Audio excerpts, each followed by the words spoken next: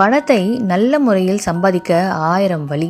ஒரு பையன் தினம் வங்கிக்கு வந்து 1000 ரூபாய் டெபாசிட் செய்து கொண்டிருந்தான்.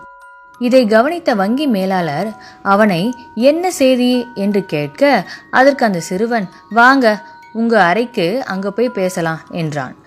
உள்ளே போனதும் சிறுவன் சொன்னான், சார், தினம் நான் ஒருவரிடம் 1000 பந்தயம் கட்டுவேன். ஜெயித்த காசை இங்கு வந்து டெபாசிட் செய்கிறேன் என்றான். சரி, இன்று என்னுடன் பந்தயம் கட்டு. ஜெயித்தால் உனக்கு 1000 ரூபாய் கொடுக்கிறேன். சொல்லு, என்ன பந்தயம்? சிறுவன் சொன்னான், என் கண்ணை என்னால் முத்தமிட முடியும். சரி, பந்தயம் தயார்.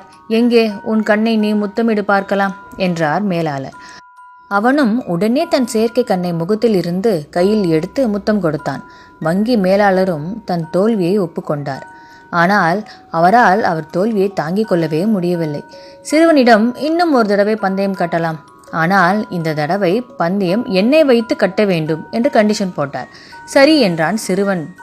மேலாளரை பார்த்து, நீங்கள் இன்று பட்டாப்பட்டி டவுசர் தானே போட்டிருக்கீங்க, அதே 1000 ரூபாய் பந்தயம் என்று. இப்பொழுது மேலாளருக்கு பெரிய சந்தோஷம். எப்படியாவது அந்த 1000 ரூபாய் நம்ம திருப்பி வாங்கிவிடப் போகிறோம் என்று. சரி என்று பந்தயத்திற்கு ஒப்புக்கொண்டார். ஆனால் சிறுவன் ஒரே ஒரு கண்டிஷன், வங்கியில் வேலை செய்யும் 10 பேர் முன்னிலையில் தான் நடக்கணும் என்று சொல்ல அவரும் சரி என்றார். 10 பேர் முன்னிலையில் அவர் தன் கால் சட்டையை விளக்க காட்ட, என்ன ஆச்சரியம், அவர் அன்று பட்டாப்பட்டி டவுசர் போடவே இல்லை.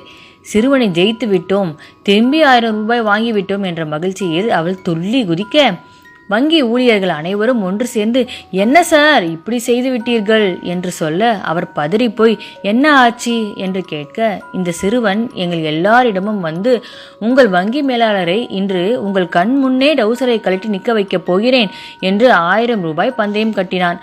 நாங்களும், நீங்கள் மிகவும் கண்டிப்பானவர், கட்டாயம் நாங்கள் தான் ஜெயிப்போம் என்று 10 பேரும் தலைக்கு 1000 ரூபாய் பந்தயம் கட்டினோம் என்றார்கள். சிறுவன் தோற்ற 1000ஐ மேலாளரிடம் கொடுத்துவிட்டு 10 பேரிடம் 10,000 வாங்கி கொண்டு வேற வங்கிக்கு செல்ல ஆரம்பித்தான். இந்த பையனோட புத்திசாலித்தனம் உங்களுக்கு பிடிச்சிருச்சா?